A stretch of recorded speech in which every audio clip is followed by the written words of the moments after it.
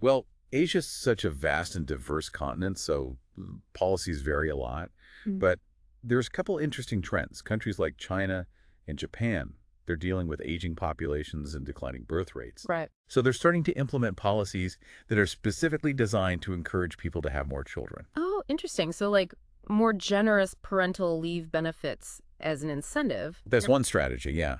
But they're also experimenting with other things like subsidized childcare, tax breaks for families. Okay. It'll be interesting to see how it all plays out over the next few years. Yeah, it's like governments are realizing that they need to take a more active role in supporting families if they want to address these demographic challenges. Definitely. And then in North and South America, it's pretty mixed. The U.S., as we've discussed, is kind of an outlier, with the lack of national paid leave policy. Right. But Canada, for example, has a fairly robust system that provides both financial support and job protection for parents.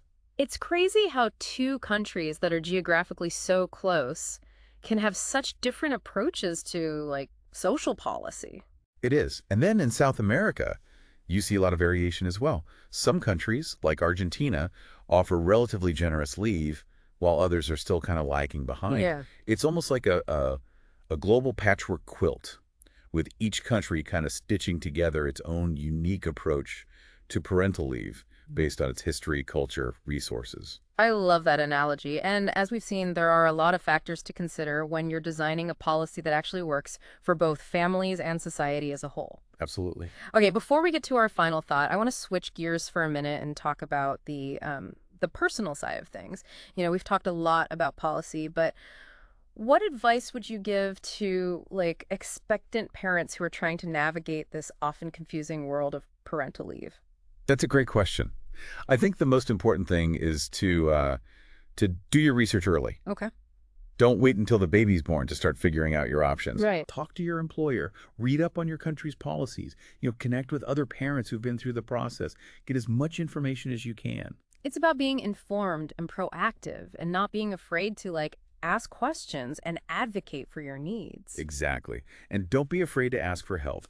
There are so many resources available to parents these days, from support groups to online forums to lactation consultants, you name it. You don't have to do it all alone. Yeah, that's such important advice. Parenting is a team sport, and there's no shame in reaching out for support. Absolutely. And on a more personal note, I'd encourage parents to really embrace the journey. It's a time of incredible change and growth, both for the baby and for the parents. Enjoy those precious early moments, savor the cuddles, and don't be afraid to ask for help when you need it. That's beautiful advice. It's a reminder that while policies and logistics are important, at the end of the day, it's all about, building those loving connections with your little one. Well said. Okay, so before we wrap up our deep dive into parental leave, I want to circle back to something you mentioned earlier, that question about what the ideal model looks like. Yeah, it's a big question. It is. It's a tough one. But it's the kind of question that can really, like, spark some interesting conversations and hopefully lead to some real change. Absolutely. So for our listeners who've been with us on this journey, taking in all this information, what are some of the key things they should be thinking about when they're trying to imagine what that ideal parental leave policy might look like? What are the factors that really matter? Well, I think affordability is huge. Mm. Like, we can dream up all sorts of generous policies, but if they're not financially sustainable, for individuals, for families, for countries, Right. then they're just not going to work. It's a balancing act. It is. We need to find that sweet spot where we're providing enough support without, placing an undue burden on anyone. Right. What else? What other